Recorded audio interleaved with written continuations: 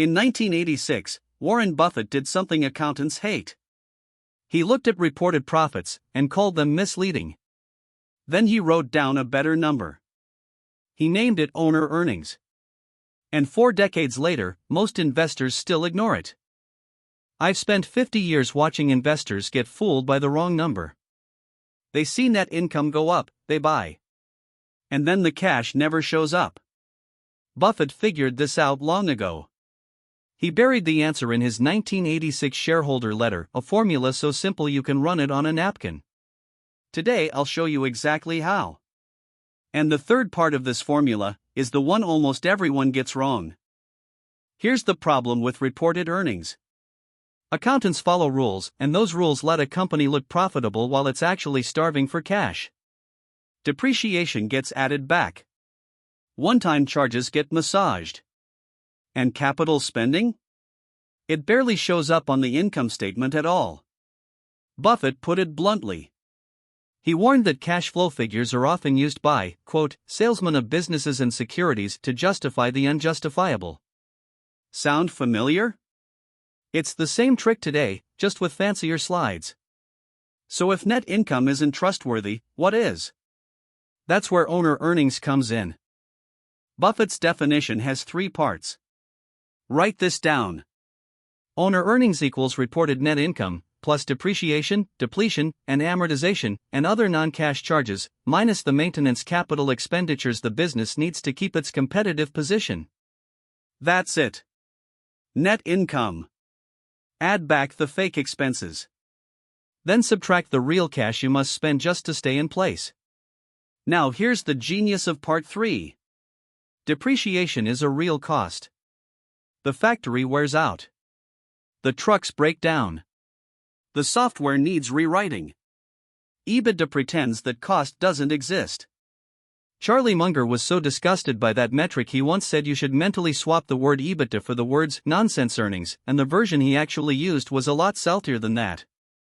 Harsh. But he had a point.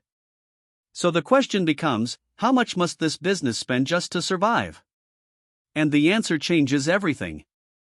This is the hard part and the part most analysts dodge. Total capital spending has 2 flavors. There's growth Capex, money spent to expand. And there's maintenance Capex, money spent just to keep the lights on. Owner earnings only subtracts maintenance. Why does it matter? Because a great business needs very little to maintain itself. A bad one needs almost everything it earns. Take See's Candies. Buffett bought it in 1972 for $25 million. It barely needed new spending to keep running, so almost every dollar of profit was true owner earnings. He could pull that cash out and reinvest it elsewhere. Compare that to an airline, or a steel mill, where you must pour cash back in just to stand still. Same reported profit, wildly different reality. So now you can spot the trap. And the next step is learning to estimate that number yourself. You don't need insider data. You need the financial statements every public company files. Here's the shortcut I use. Start with net income from the income statement. Add back depreciation and amortization, you'll find it on the cash flow statement. Now for maintenance Capex. A simple proxy, look at total capital expenditures, but cap it near the level of depreciation. The logic is that, over time, a stable business spends roughly what it depreciates just to maintain itself. Anything above that is usually growth. Run that, and you get a number far closer to the cash an owner could actually take home. That's the whole point. Buffett asks one question about every business: if I owned all of it, how much could I pull out each year without weakening it? Owner earnings is the answer. And remember, this is educational, not financial advice. Always run the numbers on your own. Past performance never guarantees the future. Here's the one idea to remember. Profit is an opinion. Cash is a fact. Net income tells you what the accountants decided. Owner earnings tells you what you could actually keep. Buffett has long argued he'd rather be approximately right than precisely wrong. That's owner earnings in a sentence.